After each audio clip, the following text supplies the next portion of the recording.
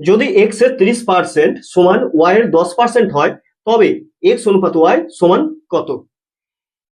X এর 30% সমান Y এর 10%। এখান থেকে আমরা বলতে পারি এক্স এর 30%, কথার মানে হচ্ছে যখন এর কথা থাকবে তখন আমরা কি চিহ্ন ইউজ করব? তখন আমরা গুণ চিহ্ন ইউজ করব, ঠিক আছে? 30% মানে হচ্ছে 30/100।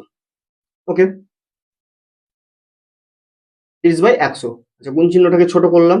আচ্ছা, ওয়াই এর 10% কথার মানে হচ্ছে ওয়াই গুণিতক 10%, কথা মানে হচ্ছে 10/100।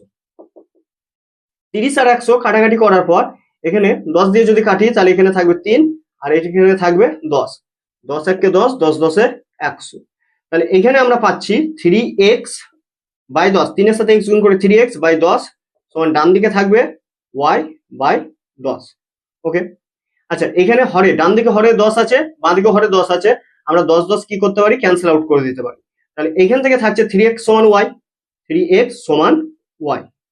এখান থেকে আমরা বলতে পারি x/y, x কে y নিচে নিয়ে ওই x এর নিচে y কে নিয়ে এলাম, তাহলে এখানে কি থাকছে 1, 1 এর নিচে কত যাবে? 3, 1/3। তাহলে অতএব x অনুপাত y সমান 1 অনুপাত